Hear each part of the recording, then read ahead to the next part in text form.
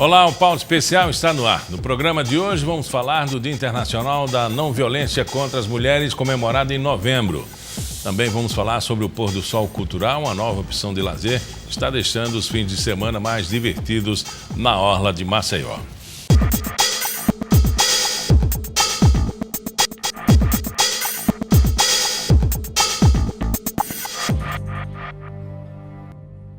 Em 25 de novembro de 1960, as irmãs Pátria Minerva e Maria Teresa, conhecidas como Las Mariposas, foram brutalmente assassinadas pelo ditador Rafael Leônidas Trujillo, da República Dominicana. Elas combatiam a ditadura daquele país. Os corpos foram encontrados no fundo de um precipício. As mortes repercutiram e causaram uma grande comoção naquele país e, pouco tempo depois, o ditador foi assassinado. Anos mais tarde, em 1999, a ONU instituiu 25 de novembro como Dia Internacional da Não Violência contra a Mulher, em homenagem às mariposas. Um dia para refletir sobre a situação de violência que, infelizmente, é vivida por milhares de mulheres no mundo inteiro. Aqui no estúdio eu recebo a Superintendente de Políticas para a Mulher da Secretaria Estadual da Mulher e Direitos Humanos, Dilma Pinheiro. Isso faz parte do dia a dia, não é? A violência contra a mulher parece que está mais banalizada ou, pelo menos, mais notificada. Infelizmente, Miguel, as mulheres ainda enfrentam essa condição de violência. Nós temos alguns mecanismos, como a Lei Maria da Penha, entre outras legislações, que coíbem essa questão da violência. Em 2015, o crime de feminicídio ele é considerado já um crime hediondo. Então, esse tipo de política pública, ele auxilia no enfrentamento à violência contra a mulher. Mas, infelizmente, é uma situação corriqueira que as mulheres enfrentam. É preciso, além de instituir ou de aprovar uma lei, me parece que é necessário que otimize a informação, que essa informação chegue em todos os cantos, porque a gente percebe que, dentro do jornalismo, as pessoas ainda desconhecem a lei e abrem a boca para dizer que isso não é permitido, ninguém tem o direito de desconhecer a lei. Aí disse, eu não sabia que isso era crime. Isso, infelizmente a população ainda não tem total conhecimento dos seus direitos, então a Secretaria da Mulher e Direitos Humanos vem, ao longo do ano, trabalhando essa divulgação da lei, fazendo atividades em diversos lugares do estado, percorrendo não só zonas urbanas, mas essencialmente zonas rurais e bairros periféricos aqui da cidade de Maceió, para empoderar essas mulheres no enfrentamento à questão da violência, mostrar para elas quais os seus direitos e trabalhar com elas no sentido de uma ajudar a outra na denúncia, essencialmente. Num caso como esse, qual é o tipo de abordagem? Ela é direcionada aos homens, à família ou às mulheres com frequência? Nós abordamos as mulheres, essencialmente, no sentido de empoderá-las a não aceitar viver a condição de violência. Mas nós procuramos atingir toda a sociedade, porque a questão do enfrentamento à violência contra a mulher, ela cabe a todos nós.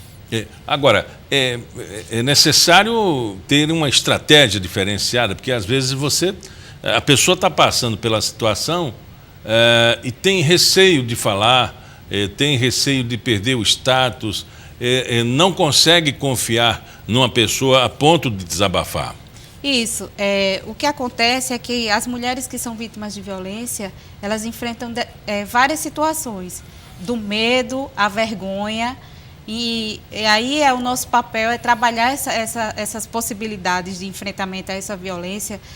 Vinculado à Secretaria da Mulher e Direitos Humanos, nós temos o Centro de Atendimento às Mulheres Vítimas de Violência, com uma equipe multidisciplinar, composta por advogado, assistente social e psicólogo, para dar todo suporte a essas mulheres. O governo do estado também, esse ano, ele inaugurou a Patrulha Maria da Penha, que é outro mecanismo que auxilia no enfrentamento à violência. Quando as mulheres estão com a medida protetiva, elas entram diretamente na rede de proteção dessa patrulha, para que esse agressor ele tenha que cumprir essa medida protetiva e também como mecanismo legal, se esse agressor infringir essa medida protetiva, ele pode ser preso agora em flagrante. E aí, vamos imaginar, num caso concreto, uma pessoa espancada ou violentada no seu lar, quer que seja na parte de estrada, na Ponta Verde, quer que seja, e ela vai procurar quem e aonde para ter esse atendimento? Inicialmente, ela precisa registrar um BO, fazer um boletim de ocorrência dessa violência, e a partir daí a gente tem uma rede de capilaridade de enfrentamento a essa violência. Temos o Centro Especializado de Atendimento às Mulheres Vítimas de Violência, onde ali vai ser feita uma entrevista com essa pessoa para saber quais as necessidades. Existem mulheres que, por conta da dependência financeira, têm essa dificuldade de fazer a denúncia. O primeiro é fazer a denúncia ou sair de casa para fazer a denúncia? Exatamente. Tem essa dificuldade de fazer a denúncia, então a gente tem uma equipe que vai fazer esse encaminhamento para as mulheres de baixa renda, para um aluguel social, dando suporte psicológico para ela e para a família, para os filhos que também sofrem com essa questão da violência. E a parte jurídica, no sentido de conseguir também essa medida protetiva. Até chegar a esse ponto, quando ela chega na delegacia que vai registrar a ocorrência, automaticamente essa rede de atendimento chega até ela? Quando ela faz essa denúncia, a gente já tem essa capilaridade de encaminhamentos, as delegacias, elas Quem já faz? conhecem. É o delegado, é a pessoa é o escrivão, ou existe uma unidade que possa ser acionada? Nós temos, a delegacia ela já encaminha direto para o Centro de Atendimento à Mulher. E aí a gente utiliza toda a nossa rede. No caso das mulheres, por exemplo, que tem a dificuldade de voltar para casa, que está com risco de morte iminente, em Maceió existe um local chamado Casa Abrigo, onde ele faz o acolhimento dessa mulher e dos filhos dessa mulher, mas essa Casa Abrigo ela é o endereço em sigilo, porque para que essa vítima tenha a devida proteção, esse local não pode ser divulgado, mas os profissionais que trabalham diretamente a essa rede fazem o encaminhamento e existe uma série de regras que precisam ser cumpridas dentro dessa casa-abrigo. Essa unidade é uma nova? Esse serviço funciona há quanto tempo? Ele já funciona há algum tempo, é uma unidade do município e a gente tem esse acesso para encaminhar essas mulheres vítimas de violência. Aumentou o número de pessoas fazendo denúncia? Aumentou justamente por conta dos mecanismos legais que existem hoje e do trabalho que a gente vem fazendo de massificação e direcionamento do empoderamento dessas mulheres e encorajamento para as denúncias.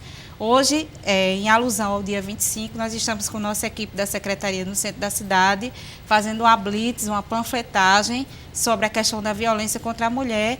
E aí deixo o recado para que toda a sociedade se sinta responsável por esse processo e que trabalhe, que contribua com a denúncia. Nós temos os canais de denúncia, o Disque 180, e para os casos de flagrante, liga para o 190.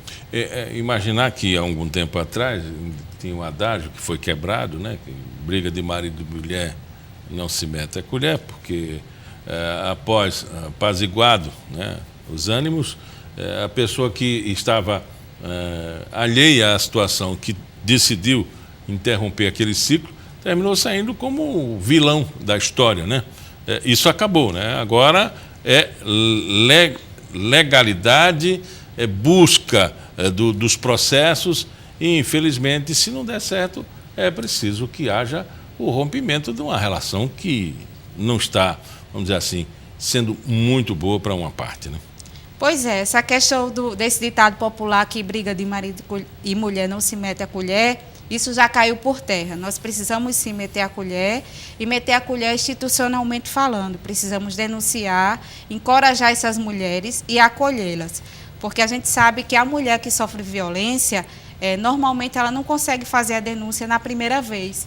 É um ciclo de violência que ela vai vivenciando até que ela passe a um período de risco de morte. Então, não cabe a nós, enquanto sociedade, julgar que essa mulher sofre violência e continua com aquele parceiro. Nosso papel é encorajá-la, empoderá-la e ajudá-la nesse processo, para que ela consiga quebrar esse ciclo. Imaginar que isso é coisa da classe menos favorecida, classe C, D, E, mas não é. A gente está cansado de ouvir nas manchetes de uma atriz casada com uma pessoa, um empresário de alto poder econômico, que precisou instalar uma câmera para poder provar aquilo que estava acontecendo com ela, porque ela falava e ninguém acreditava.